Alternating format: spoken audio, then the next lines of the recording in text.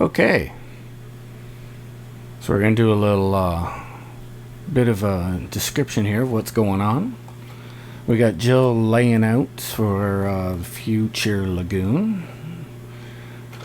Always try to make the kids feel like they're a part of it for sure.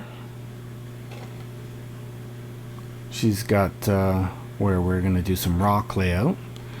Here we got a little shot of we started to cut in and rip out the wall. Future spot where the RODI water tanks are going to sit, saltwater tanks. On the left there, it's the recording room side of the display tank that'll be in the wall. So we got the recording room set up there. There's the old tank on the other side of the room. So that's going to be moved all the way over to the left side, up above where I work on my studio stuff. That's the back side, new fish room. So we've got the platform for the display tank set up there, and the start of the pond on the below. Just kind of like a large refugium, lagoon area. It's where all the rocks will go, sand and everything. It's made out of 2x4 and plywood inside. Use some construction adhesive to I guess basically firm up everything.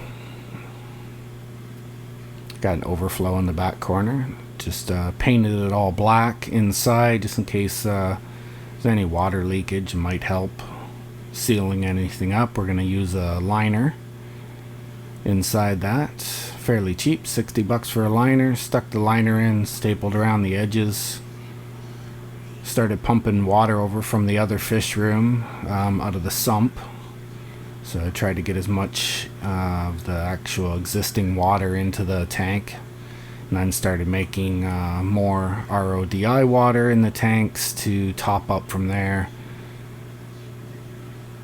Basically let that go for about a week. Started moving some rock over in. That was out of the sump. So there it is near the top, sitting and cycling for about week number 2 there. Heater inside and just a power head, move the water around. Doing my water testing, still checking for ammonia levels, nitrite levels. Everything looked good. So then we started tearing down the other tank. After that, there's the new sump that we built out of a 65 gallon. Put the sump into the corner, started doing running piping for the new system. Got a mag drive 24 running the whole system, 1-inch pipe. Some ball valves there to shut things off going up, and then you can see the one that's going to go up to the main tank and then back over with a return into the lagoon. It's kind of using like a waterfall system into the overflow there. And my sump unit.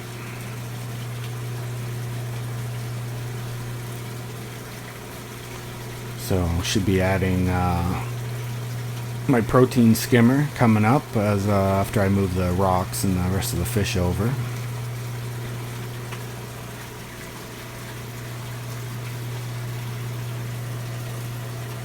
You can see the mag drive. I've got pipes hooked up to the inlet side for that, so I'm going to hook up basically the Naso tube that we designed. That's going to go in there to be part of the vacuum, so it's like a filter vac.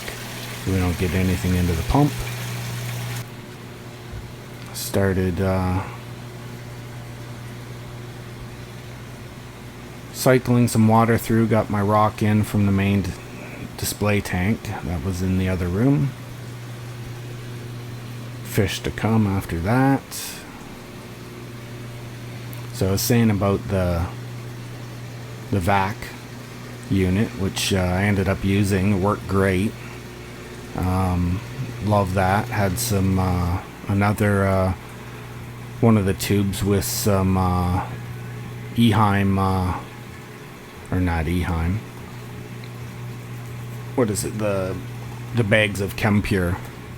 So stuck that in the tubes, run the water through the Chem Pure. That seemed to work great on the two down outlets there that are going into the sump. So I can run two different filter bag or media like that. Chem Pure Elite, and maybe just some carbon. We've got a reactor set up in the sump there too. Should be running bio balls. There's a shot of the eel that went missing in the old sump room. When I moved that tank up out of the way, it had been missing for months and months, never found the corpse, and it managed to slink its way under a little 1/4-inch spot underneath that tank on the floor. I don't know how it got in under there, but it managed to get under there. Never did find it until then. Fish finally in the system. They seemed really happy. Everything was going great. Things to come, I just got a cap off around the top, which is done now, but I don't have in this video. And still have to add some rock and fish in the display tank up top. Still trying to decide what we want to display in the upper tank.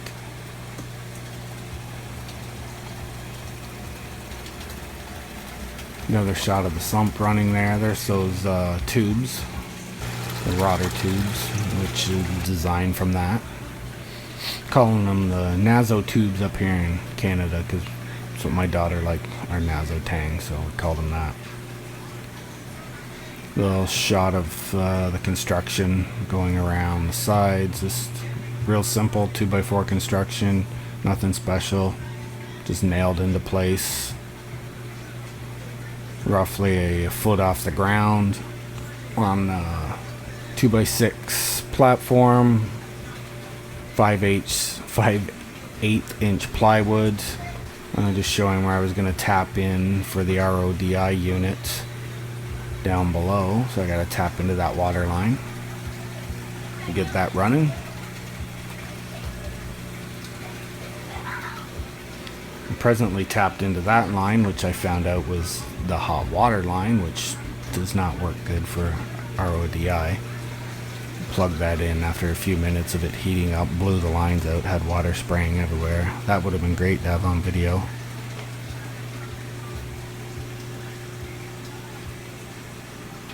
Painted in the tanks a little, that purple paint we had left over from the piping. Started running piping for that. Got a Meg Drive 18 to circulate to mix my salt water.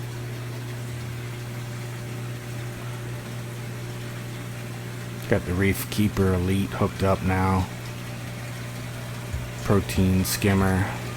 Fish are happy. Nazo coming up, eating out of my hands. He's loving the extra space to swim around.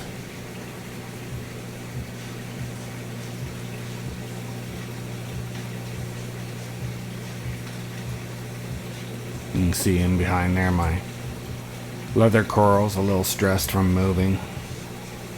So it's been about a good week after they've been in there. They're finally just starting to open up now.